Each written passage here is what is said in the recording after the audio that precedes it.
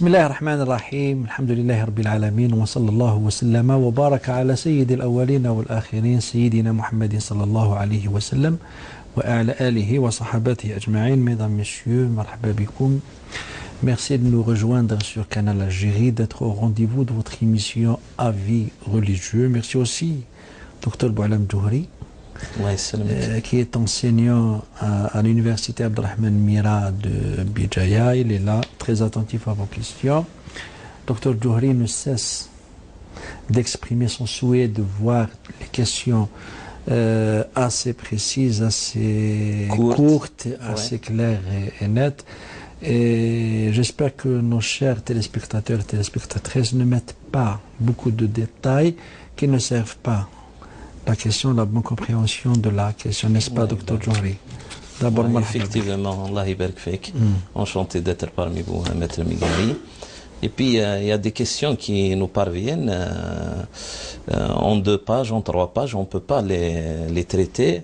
Et surtout qu'il y a en quelque sorte un encombrement de détails qui, en quelque sorte, nous oblige à éliminer. Il faut aller droit au but, voilà, avec vos questions. D'accord. On entame les questions, docteur. Inch'Allah. La première question de Blida, Soraya de Blida. Est-ce que le divorce par mail ou SMS est considéré ou pas? Car ma cousine s'est mariée par la Fatiha, un homme. Et il y a 1 semaine, il lui a envoyé un SMS sans donner d'explication qu'elle était divorcée.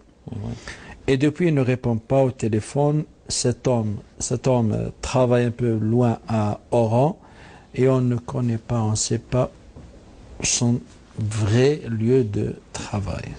Est-ce que ce divorce est considéré ou pas? Bismillah, wassalatu wassalamu ala rasulillah, wa ala alihi wa sahbihi wa man walahu man tabi'a hudahi ila yawmi an nalqa Allah rabbil alamin. Rabbi shrah li sadri wa yassir li amri wa hlul 'uqdatan min lisani yafqahu qawli. Chers frères et sœurs, salam alaykum wa rahmatullahi ta'ala wa barakatuh. Bien sûr, étant donné que le mariage est un acte qu'on peut faire par voie orale, et qu'on peut faire aussi par voie écrite, c'est-à-dire on peut écrire l'acte de mariage, le signer, etc., il sera considéré. Et du coup, l'annulation aussi de cet acte-là, on peut la faire, cette annulation-là, par voie orale, et comme on peut la faire par voie écrite.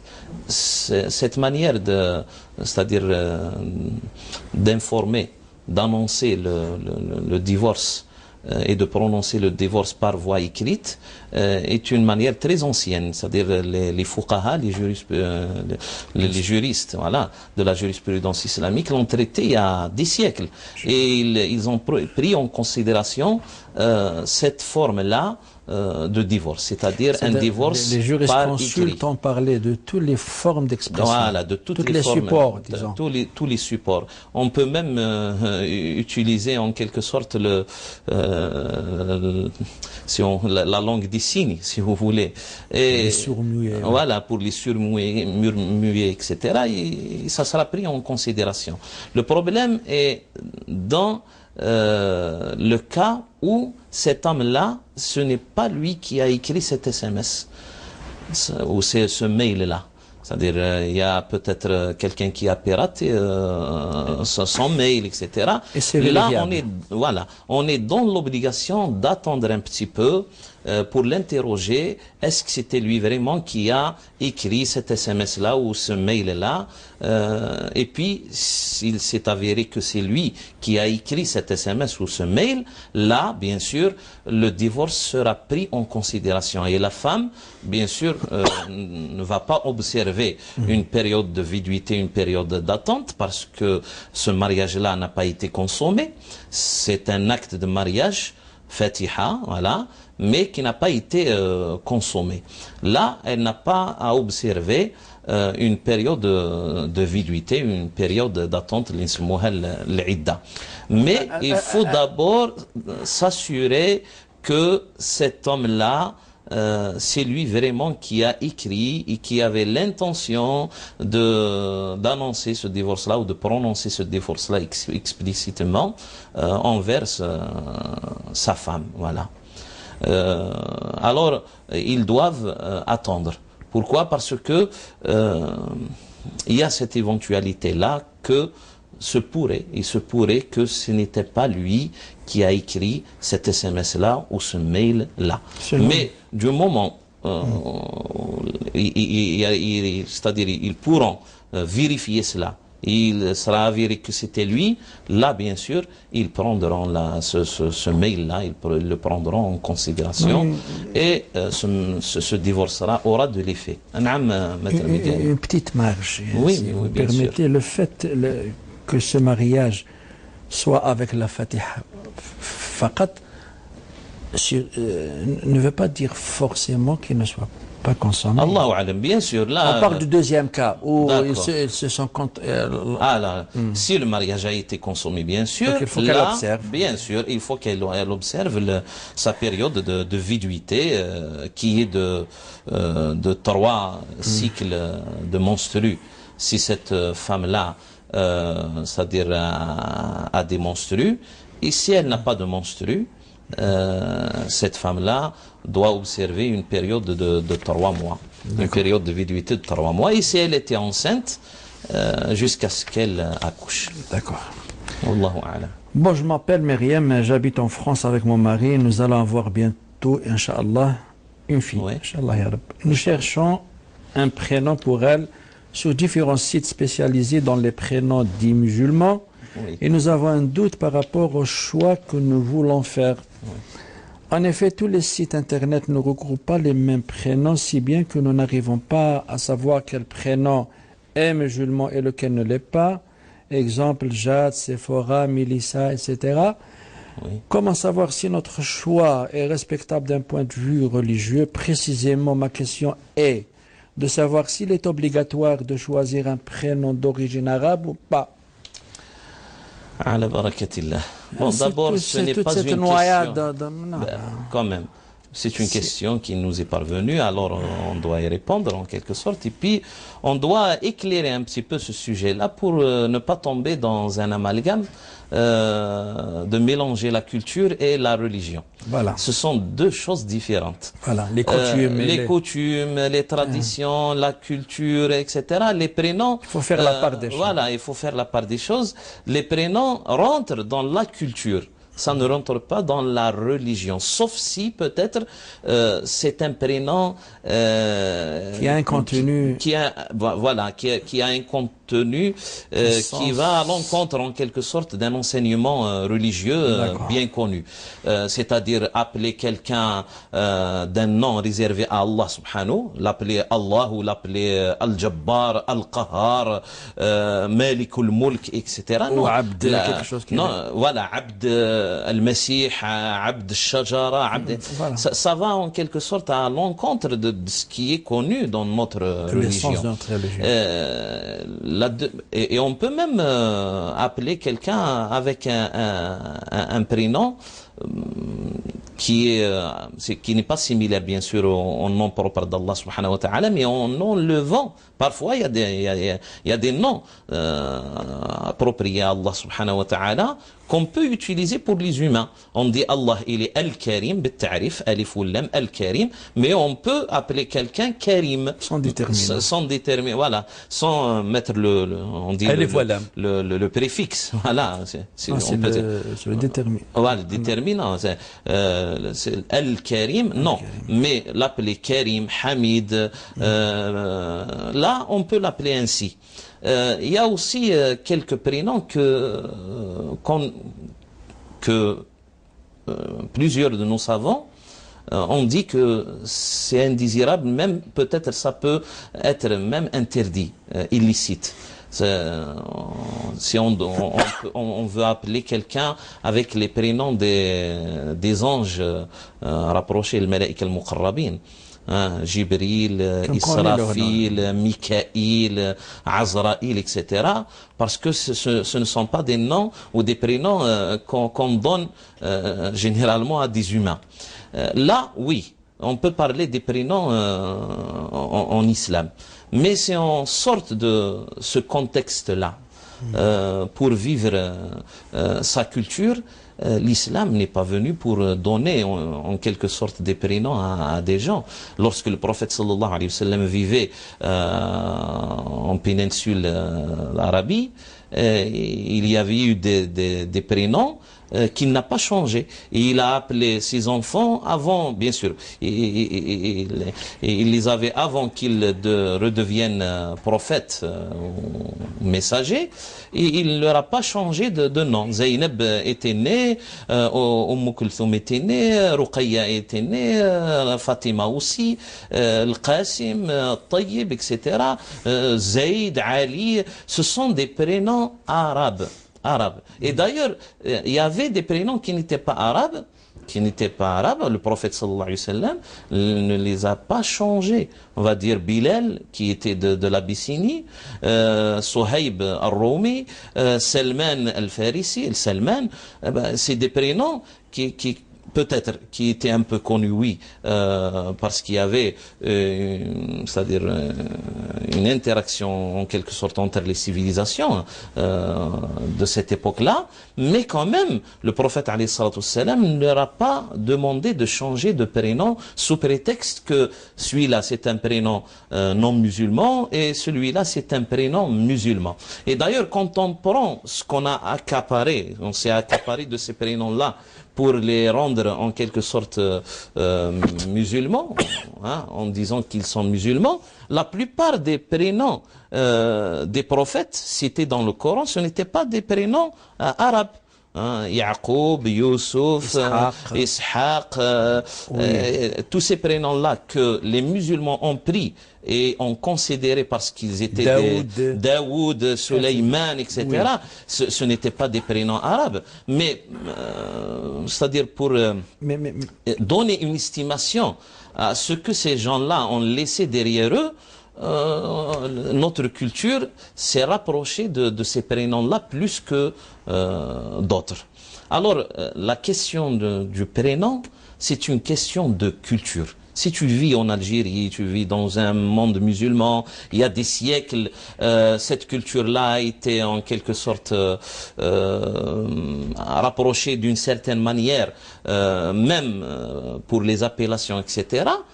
Culturellement parlant, il vaut mieux, c'est-à-dire se mettre en quelque sorte dans la lignée, dans cette lignée-là de sa culture et de ne pas changer. Mais si vous vivez, vous êtes musulman, peut-être musulmane, dans une société qui n'est pas musulmane, vous n'êtes pas obligé d'appeler vos enfants avec des prénoms purement arabes. C'est une question de culture. Voilà. Pour que la question soit assez précise, c'est-à-dire on n'est pas obligé de choisir un nom d'origine arabe, mais si vous permettez une petite parenthèse, mais il faut que le nom, enfin, il est préférable. Il est recommandé que le nom porte un sens d'appartenance à une civilisation. Mais du point de vue culturel, ce n'est pas de point de vue religieux. C'est-à-dire, si on donne un prénom arabe à son fils ou à sa fille, ça ne veut pas dire qu'on a une récompense auprès d'Allah. Il faut seulement lui donner un prénom convenable qui ne va pas le nuire au futur. C'est un droit de l'enfant sur ses parents de bien choisir son nom. Voilà, de son prénom. Voilà. Son prénom. Mais je précise, c'est une question culturelle, ce n'est pas une question religieuse. C'est clair. Ouais. Merci de me dire que dit la religion concernant une relation illicite de ma nièce qui vit avec un non-musulman et un enfant dans une relation illicite. Allah. Je me suis opposé à cette situation, elle le sait, mais elle est venue chez moi avec ce garçon et je l'ai reçu avec son fils et ce non-musulman. Mais j'ai peur d'avoir commis une erreur envers Dieu. Je n'ai pas osé la renvoyer, merci de me donner une réponse. De plus, je n'ai plus mes parents Mais ma mère était opposée à ce genre de situation. C'est-à-dire son souci du fait qu'elle l'avait reçu. Voilà, elle l'avait reçu, peut-être elle lui a donné en quelque sorte une place au sein de son foyer. C'est ça que j'ai compris. C'est-à-dire peut-être que sa nièce a été dans le besoin et cette femme-là les a reçus au sein de sa maison. C'est peut-être ça, Monsieur Migari, non? C'est pas clair. Ou le fait de les avoir reçus pour un repas et Diaf. Voilà. Bon, on va répondre aux deux situations, Inch'Allah. Bon, pour la première situation, quelqu'un qui a commis un péché grave, et puis on lui a parlé, on lui a donné conseil, etc. Il ne voulait pas entendre, il ne voulait pas écouter, il insiste sur son erreur. Là, on a le total droit de couper les liens avec lui dans l'intention, en quelque sorte, de le persuader pour changer d'avis. Le prophète, sallallahu alayhi wa sallam, a infligé, en quelque sorte, ce châtiment-là social, on va dire, c'est un châtiment social. À trois de ses camarades, d'ailleurs il y a de ses compagnons, voilà. D'ailleurs il y a la sourate de Tawbah qui a cité en quelque sorte cette histoire-là, parce qu'en quelque sorte il n'avait pas participé à une ghazwa parmi les guerres que le prophète sallallahu alayhi wa sallam a fait, et du fait qu'ils ont en quelque sorte délaissé leur devoir envers le prophète et envers leur société, le châtiment a été de la même sorte. Hein? Le prophète alayhi salam a choisi que tout leur entourage coupe leur relation avec ces trois compagnons-là. Et ce châtiment-là, cette sanction-là, si on veut dire, a duré à peu près 40 jours. 40 jours que tout le monde a coupé ses liens avec ces trois compagnons du prophète alayhi salam qui ont commis un péché.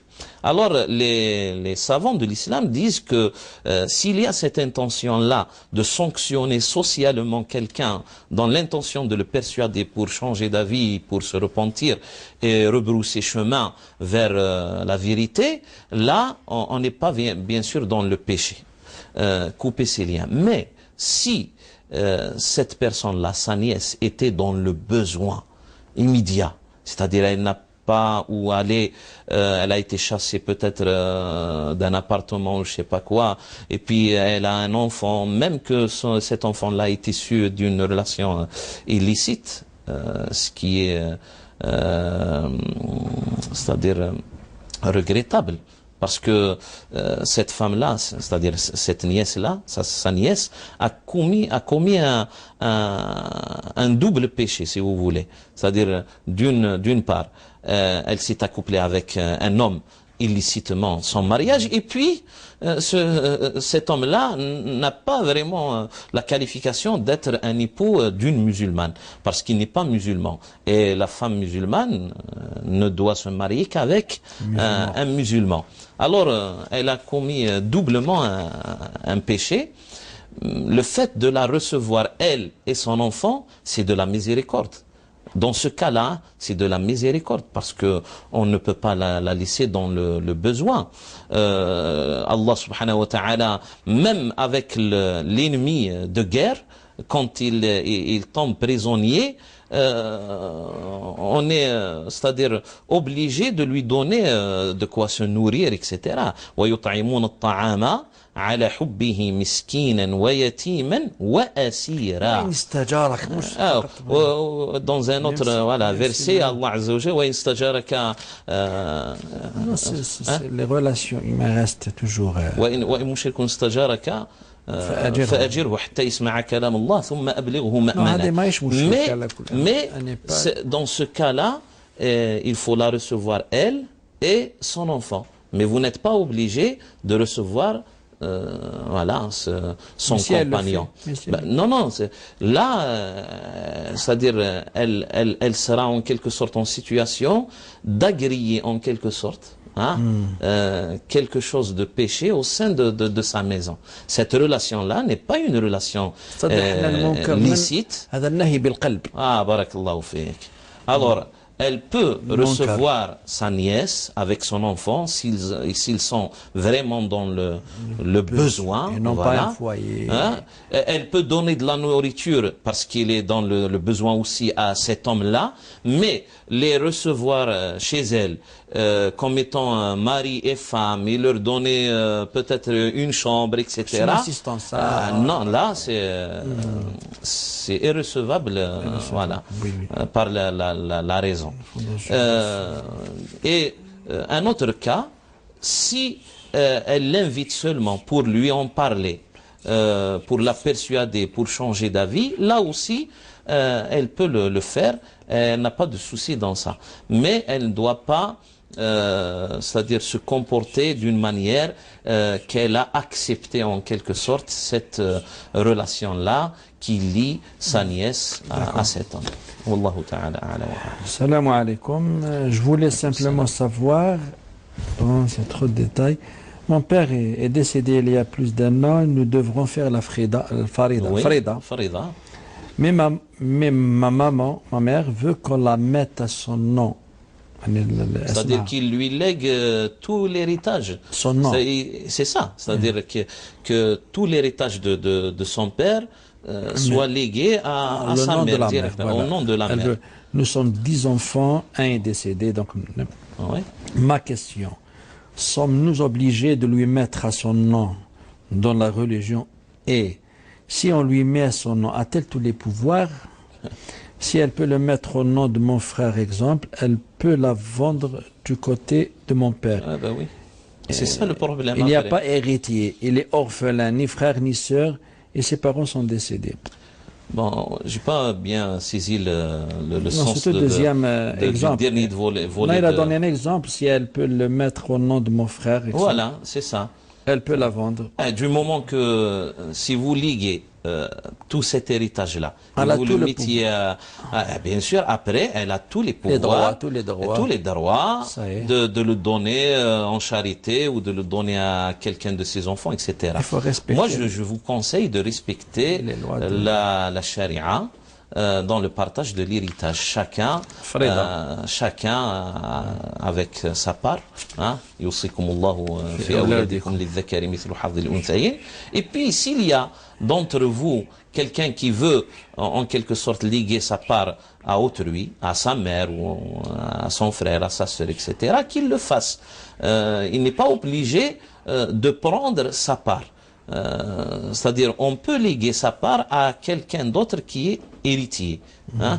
Mais on n'est pas obligé de se soumettre à la volonté de cette mère-là qui demande à ce que toutes les parts lui soient beaucoup de problèmes, léguées. Ça va créer des problèmes au futur. Alors je vous conseille d'appliquer directement la frida comme elle a été partagée par Allah subhanahu wa ta'ala dans le Coran en détail. Voilà. Je suis marié à une Algérienne et j'ai un garçon et une fille adulte. Pour l'héritage, j'ai des biens en Algérie et en Europe et un garçon en Birmanie. Ah, c'est-à-dire il a eu un garçon d'un autre mariage. Est-ce que tous ont le droit à l'héritage? Que faire? Merci cordialement. Bien sûr que tous ont droit à l'héritage, c'est-à-dire ta femme. S'il n'y a pas une autre femme aussi, est-ce que la mère de cet enfant-là est décédée ou vous êtes divorcé d'elle? Allahu a'lam. On ne le sait pas. Mais quand même, votre fils est votre fils. Celui de Birmanie ou ceux qui sont en Algérie, ils sont tous dans le cadre tes d'un enfants. mariage licite. Bien sûr. Ce garçon. Il parle qu'il a un enfant et il s'est marié à une Algérienne, etc. Non, celui de Birmanie. Ah, voilà, dans le cas où cet enfant-là est issu d'un mariage licite. Barakallahu fik de la précision. Alhamdulillah. Et alors, tous tes enfants, parce qu'il est considéré comme ton enfant, bien sûr, si il est issu d'un mariage licite, ont le droit d'hériter de toi. Hein? Yusikumullah. Allah Azza wa Jalla nous dit Yusikumullahu fi awladikum lidhakari mithlu hadhi al-unthayayn. C'est-à-dire, Allah subhanahu wa ta'ala vous conseille de partager l'héritage entre tous vos enfants. Et puis celui de Birmanie, il a cette qualification-là d'être votre fils, d'être votre enfant. Alors, vos héritiers, Inch'Allah, seront ce fils-là que vous avez eu en Birmanie, vos 2 enfants, et puis votre épouse, si elle reste bien sûr en état de vie après votre mort. Et si vous avez l'intention, parce que là, on parle de quelqu'un qui a posé la question en étant vivant. Subhanallah. Si vous avez, moi je peux en quelque sorte parler de ça aussi. Si vous avez l'intention de partager vos biens entre vos héritiers, c'est-à-dire, Inch'Allah, du futur, là, il faut faire l'équité. C'est-à-dire, il faut jamais laisser quelqu'un sans lui donner de vos biens. Parce qu'ils ont tous le droit à cet héritage. Pour la question que faire, eh bien, que faire, c'est le Frida. Après la mort. Que faire? Sinon, si ça sera un partage, le prophète sallallahu ta'ala alayhi wa sallam a dit Taqullaha wa'adilu bayna abna'ikum sawu bayna abna'ikum fil atiyya kama tuhibbuna an yusawu baynakum fil bir. C'est-à-dire, craignez Allah subhanahu wa ta'ala et faites de l'équité entre vos enfants dans vos donations. Et soyez équitable, soyez, c'est-à-dire juste dans ce partage-là de vos biens entre vos enfants. Et il y a même quelques savants qui disent que même ce partage-là doit se faire par égal, par des parts égales, non pas une part d'un garçon équivalente à 2 parts de filles. Là, c'est le partage. C'est le partage. Mais le fiqh al-maliki, il dit que on peut partager. Il y a un avis qui dit qu'on peut partager tel que l'héritage a été partagé. Et on dit surtout que le sharia exige l'adl. Et non l'égalité. Si j'ai un enfant dont le besoin il est handicapé et un autre qui est un cadre d'État et tout, je ne vais pas leur donner la même. C'est selon le besoin. Donc l'adl, c'est le musawat. Docteur Djohri, permettez-moi, nous allons faire une petite transition. Nous revenons après, Inch'Allah. Mesdames, Messieurs, restez avec nous. الله من الشيطان الرجيم بسم الله الرحمن الرحيم ولله الأسماء الحسنى فادعوه بها وذروا الذين يلحدون في أسمائه سيجزون ما كانوا يعملون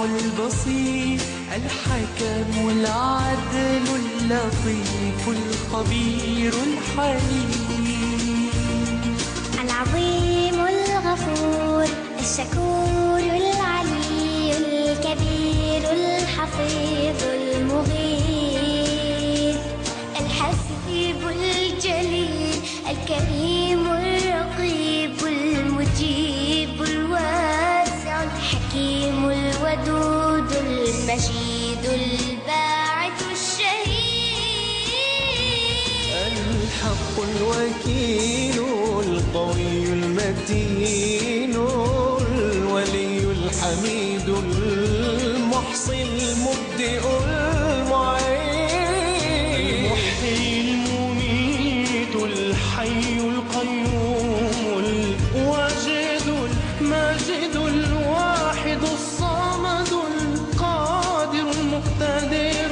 المقدم المؤخر الأول الآخر الظاهر الباطن الوالي المتعال البر التواب المنتقم العفو الرؤوف مالك الملك ذو الجلال والإكرام المقسط الجامع الغني المغني المانع الضار النافع النور الهادي البديع الباقي الوارث الرشيد الصبور ليس كمثله شيء وهو السميع البصير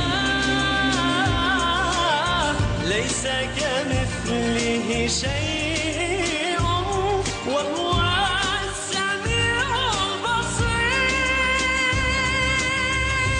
لا إله إلا الله محمد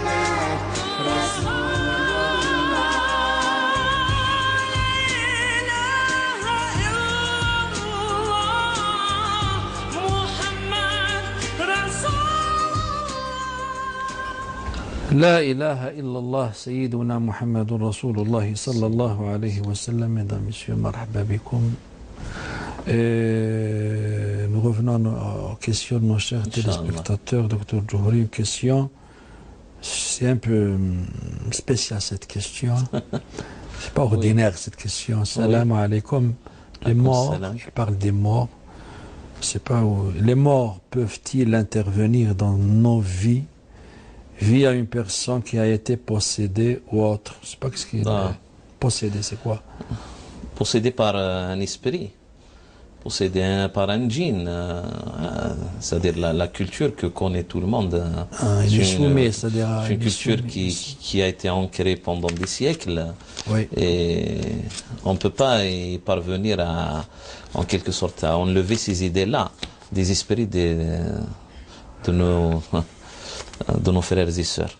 Bon, on va dire que une fois que le mort franchit en quelque sorte ce seuil-là, cette barrière-là entre ce monde et l'autre monde, il n'a pas à y retourner, hein, que ce soit par son corps, que ce soit par son âme.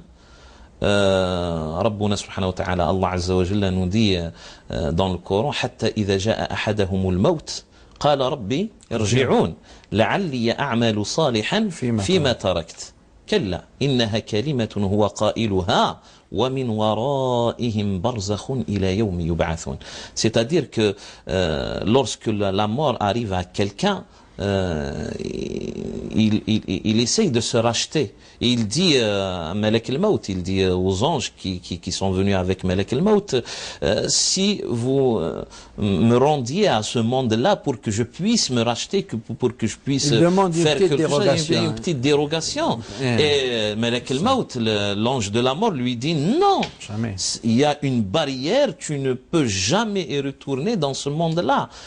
Barzakh, c'est-à-dire une barrière, on ne peut pas y franchir. Alors, il faut se mettre dans la tête que l'âme du mort ne revient jamais. Et s'il y a une âme à qui Allah subhanahu wa ta'ala peut donner cette dérogation-là, ça sera l'âme des prophètes, ça sera l'âme du prophète Mohammed sallallahu alayhi wa sallam. Même lui, son âme n'y retourne pas dans ce monde-là. On le considère, il y a sa tradition qui est entre nous, etc. On peut voir quelqu'un, c'est-à-dire dans nos rêves, etc. Là, c'est notre âme qui va dans un autre monde. Allah yatawaffa ça. C'est un autre rôle. Allah يتوفى الأنفس حين موتها والتي لم تمت في منامها فيمسك التي قضى عليها الموت ويمسك الأخرى ويرسل الأخرى إلى أجل مسمى. Là, c'est autre chose. Voir quelqu'un dans un rêve, oui. On peut voir le prophète alayhi salam, on peut voir nos parents, on peut voir quelqu'un, c'est-à-dire quelqu'un qu'on a perdu, mais ça reste dans le monde des rêves, non pas dans le monde des réalités. Si quelqu'un, entre parenthèses, parce que être possédé aussi, c'est pas vraiment, c'est-à-dire vérifié, c'est pas fondé, c'est pas vraiment fondé. Même parmi les savants de l'islam, il y a ceux qui ont nié le fait qu'un être humain soit possédé par le diable, soit possédé par un djinn, etc.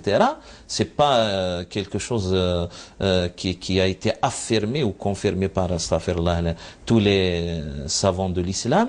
Là, s'il y a quelqu'un qui est possédé, hein, ou qui a des troubles, etc., qui a des illusions, qu'on l'amène chez un médecin. D'accord. Voilà, chez un médecin seulement. Non, moi je croyais que ça relève de la science-fiction. C'est des films, du cinéma. Je ne savais pas qu'il y a des gens qui y croient. Là, philosophiquement parlant, on est influencé par on est influencé par le cinéma, et puis on est influencé parfois aussi par d'autres doctrines qui ne sont pas musulmanes, voilà, en ce qui concerne la réincarnation.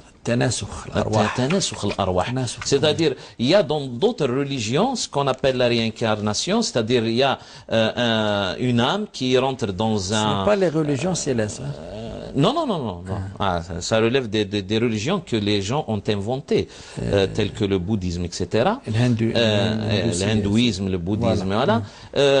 Il y a une âme qui rentre dans un corps, et puis elle quitte ce corps-là lorsque ce corps-là meurt, et elle s'incarne dans un autre corps pour poursuivre de vivre la vie d'ici-bas. Nous, on a cette certitude-là que l'âme est appropriée à une seule personne. L'âme de quelqu'un ne va pas poursuivre sa vie ici-bas. Elle va accompagner ce corps-là qu'on a inhumé, qu'on a enterré, etc. Et elle va attendre le jour de la résurrection parce qu'elle sera interrogée par Allah subhanahu wa ta'ala. À chaque personne, il y a une âme voilà, c'est-à-dire différente des autres, voilà. C'est assez exprimé, c'est clair, c'est clair. D'accord. Je suis Madame Hamida Marhaba. Possible savoir que du Coran j'aide les personnes pauvres. Oui. Je ne fais que comparaison entre musulmans et chrétiens. Elle ne fait pas de comparaison. Oui. Alors, Inch'Allah, Rabbi Jazik bil khayr. Comme a dit le prophète sallallahu alayhi wa sallam. N'a pas dit les musulmans. Al-Khalq, oui. Et d'ailleurs, le prophète sallallahu alayhi wa sallam a dit aussi wa khaliqin nasa bi khuluqin hasan. Khaliqin nas. On ne parle pas que des actes de noblesse concernant le parler, mais l'agir aussi. L'agir aussi est considéré comme étant un acte noble. Donner de la nourriture, aider, être à l'écoute des autres dans le besoin, etc. Ça rentre aussi dans la morale, dans l'éthique de l'islam. Et qu'Allah subhanahu wa ta'ala te récompense. Et puis on a cité même dans la première partie de notre émission le verset où Allah subhanahu wa ta'ala a parlé d'un groupe de musulmans, de pieux, hein, oui, de pieux qui vont rentrer au paradis dans la sourate Al-Insan. Il dit وَيُطْعِمُونَ الطَّعَامَ عَلَى حُبِّهِ مِسْكِينًا وَيَتِيمًا وَأَسِيرًا. Imaginez que il donne de la nourriture par charité à quelqu'un qui a c'est-à-dire qui a pris des armes contre l'islam, contre le prophète, contre la religion, etc. Et il est tombé prisonnier. Là, ceux qui donnent de la nourriture à ce prisonnier-là qui a pris des armes contre l'islam et contre les musulmans, il sera récompensé par Allah subhanahu wa ta'ala. Ben, subhanallah, la miséricorde, la tolérance, hein, c'est-à-dire l'espace de la tolérance dans l'islam, elle est illimitée, cet espace-là est illimité, subhanallah. Alors que dire de quelqu'un qui est dans le besoin, peut-être qui a une bonne relation avec ces musulmans-là, et ce sont peut-être ses voisins, etc., et quand elle fait ces actions-là, Inch'Allah subhanahu wa ta'ala, qui va lui donner la récompense pour sa charité, mais Inch'Allah aussi qu'il va lui donner une grande récompense, peut-être que cette action-là mènera ces gens-là à se convertir à l'islam, et là, c'est la plus grande récompense qu'on peut recevoir d'Allah subhanahu wa ta'ala.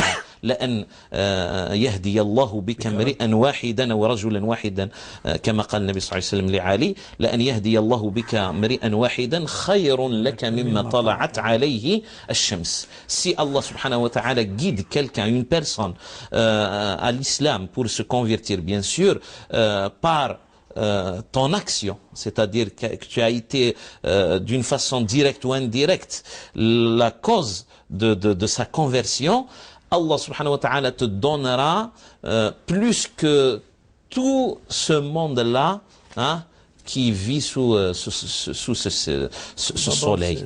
مما طلعت عليه الشمس خير لك مما طلعت عليه الشمس. Après votre image, j'ouvre une petite parenthèse.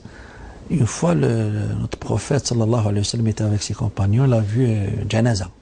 Oui. Il s'est mis debout, oui, par respect. Ben oui. On lui a dit, Rasulallah, le mort est un juif, le défunt, c'est un juif. Le prophète a répliqué, qu'il soit juif, qu'il soit athée, qu'il soit, c'est une nafs. Hadi, on fait la liaison avec l'homme qui a donné à boire à un chien. Ah, barakallahu fi. Allah Azza wa Jalla l'a récompensé par le paradis. Les compagnons lui ont demandé, est-ce qu'on a la récompense lorsqu'on fait du bien à un animal? Le prophète leur a dit, ah oui, oui. في كل كبد رطبة أجر. شو تعبير الحياة في أرقى tout être. Voilà. Tout être qui a cette qualification de vie, voilà, de vie, elle est sacrée. Voilà, elle est sacrée chez Allah subhanahu wa ta'ala. Merci beaucoup. Bonjour, ma soeur.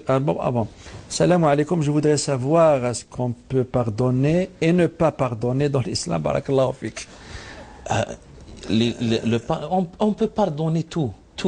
Selon ce que tu veux, si tu veux la récompense, voilà. Si tu veux pas. On peut pardonner tout, c'est-à-dire de la part d'autrui, c'est-à-dire même qu'il vous a offensé, même qu'il a commis un crime. Voilà, il y a pas plus qu'un crime. Oui. Je sais pas, il y a pas plus peut-être. Quelqu'un qui vous tue votre fils, quelqu'un qui tue votre père, un de vos proches, etc. Bien sûr qu'il y a le talion, le qisas. C'est-à-dire vous avez tout le droit de demander et de le laisser pour la loi, etc.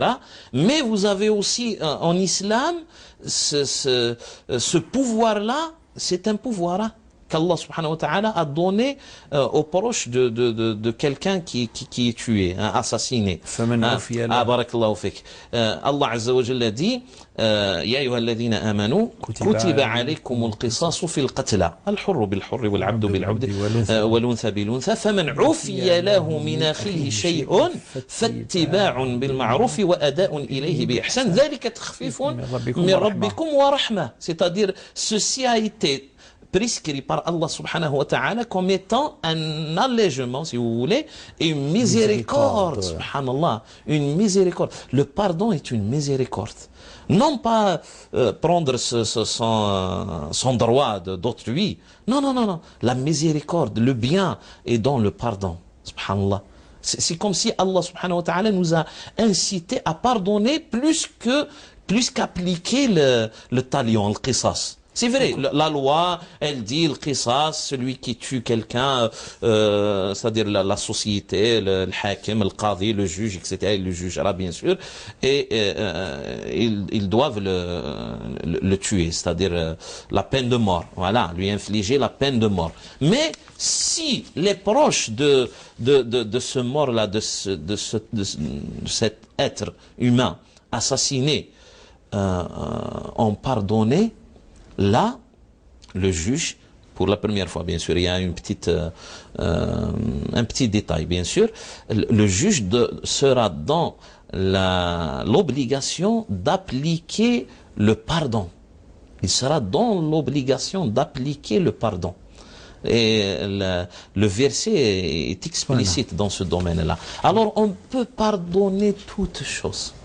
Toutes choses. Ça renforce la miséricorde comme valeur dans la société. Et puis quand Allah subhanahu wa ta'ala il dit ذلك تخفيف من ربكم ورحمة, c'est-à-dire si vous faites ce pardon-là, vous allez appliquer la miséricorde, rahma. C'est pour le bien de la société. C'est pour non, c'est pour votre bien aussi.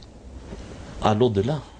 Irhamu من في الأرض يرحمكم من في السماء الراحمون يرحمهم الرحمن. C'est-à-dire, si vous pardonnez, si vous avez cette qualité de laisser de vos droits, de pardonner, c'est-à-dire d'affranchir, etc., Allah subhanahu wa ta'ala va se comporter avec vous le jour du jugement dernier de la même sorte. أنا أولى منك. barakallahu fiik. Pour vous rafraîchir la mémoire, c'est ça.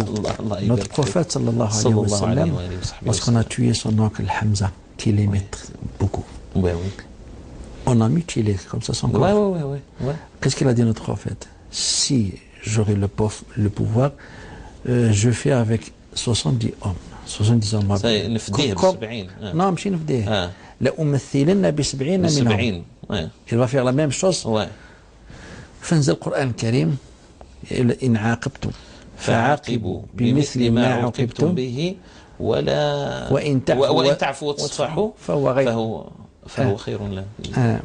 فالنبي صلى الله عليه وسلم قال بالعفو ونصفح صلى الله تعالى وعفى على وحشي. الله يبارك. Bonjour, ma sœur est mariée avec un chrétien, elle a une fille.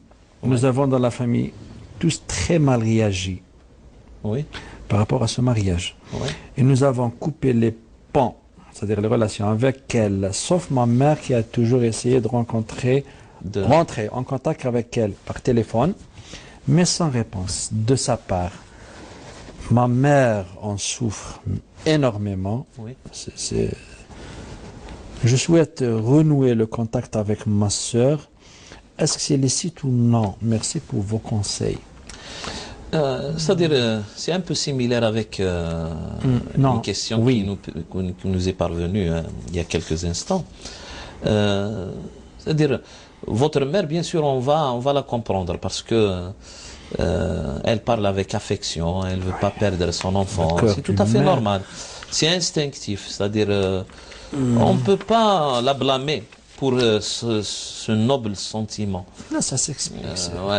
Sidna Nuh. Ça se comprend. Sidna Nuh alayhi salam, il a été touché, il a été touché par la mécréance de son fils. Et puis il a été touché dans sa plus profondeur, sa profondeur la plus profonde de sa chair.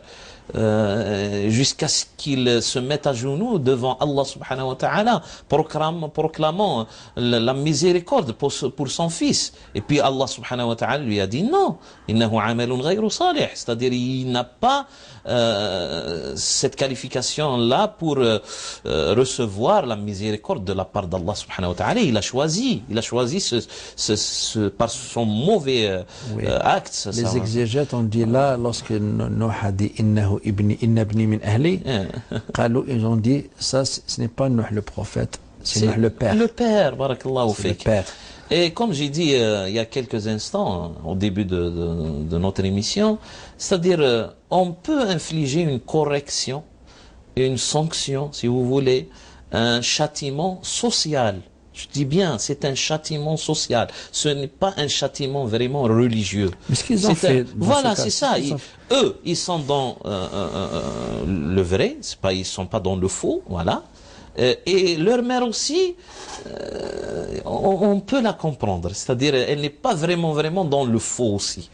Et puis renouer un petit peu les liens avec votre sœur dans l'intention de la persuader, de lui en parler, peut-être Est-ce qu'on peut pas garder un minimum? Un minimum, c'est ça, un minimum, c'est-à-dire de ne pas accepter son acte, et puis parfois de lui téléphoner pour avoir de ses nouvelles, et pour lui glisser un petit mot, comme ça, parfois, bien sûr, mais pas pour célébrer avec elle ses fêtes religieuses, etc. Non, là, on doit avoir en quelque sorte une certaine distance avec elle pour qu'elle sache qu'elle a commis en quelque sorte quelque chose de... La fille d'Abou Sufyan l'a reçu. Il était un Barakallahu fik. Non. Je parle aussi de Asma, qui a reçu sa mère, et Ramla qui a reçu Abou Sufyan lorsqu'il n'était pas, bien sûr, encore musulman. Mais le plus évident, c'est Asma. Elle a laissé sa mère devant sa porte. Elle était dans le besoin.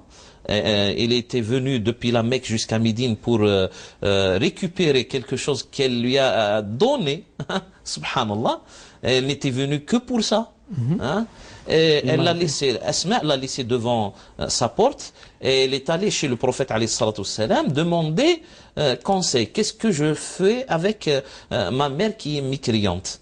Et le prophète alayhi salatu wassalam lui a dit, Ya Asma, sili ummaki. C'est-à-dire entre frères et sœurs, entre parents et enfants, etc. Il y a une relation qui doit se poursuivre, mais dans l'intention de persuader l'autre pour changer d'avis, non pas dans l'intention d'accepter son choix. Oui. C'est-à-dire, oui, tu es ma fille, même que tu deviennes chrétienne, que tu délaisses ta...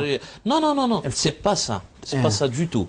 C'est-à-dire, en lui disant, non, je n'accepterai jamais ce que tu as fait, et tu as commis un grand péché, il faut retourner à Allah subhanahu wa ta'ala, et je garde un minimum de relations et de liens avec elle, sauf si bien sûr il y a un dépassement total de tout de tout ce qui est raisonnablement acceptable dans les relations. Parce que parfois il y a quelqu'un c'est-à-dire il ne délaisse pas seulement sa religion, mais il devient ennemi de cette religion-là. Et là, on est peut-être dans l'embarras de choisir son camp. C'est-à-dire même vous serez dans l'embarras pour choisir votre camp. قل إن كان آباؤكم وأبناؤكم وإخوانكم وإزواجكم وإخوانكم وعشيرتكم وأموال اقترفتموها وتجارة تخشون كسادها ومساكن ترضونها أحب إليكم من الله ورسوله. Il y a quelqu'un qui délaisse sa religion et puis il sera le pire ennemi des musulmans, le pire ennemi de l'islam, etc. Là, قد بدت بيننا وبينكم العداوة والبغضاء أبدا حتى تؤمنوا. C'est-à-dire, il faut choisir son camp. Non, mais il faut faire pas son dans tous les cas, bien sûr. L'amertume. Voilà, Allah ghalib. Ouais. Mais parfois, on a à faire ce choix. Oui, c'est ça. Docteur Djouhri, nous arrivons à terme de cette émission. Merci beaucoup. Inch'Allah qu'on a été précis. Éclairage. Inch'Allah. Mesdames, Messieurs, merci de votre attention. Nous nous rencontrons, Inch'Allah, la semaine prochaine. D'ici là, dumtum fi ri'ayatillahi wa hifdih. Wassalamu alaikum wa rahmatullahi wa barakatuh. Wa alaikum assalam wa rahmatullahi wa barakatuh.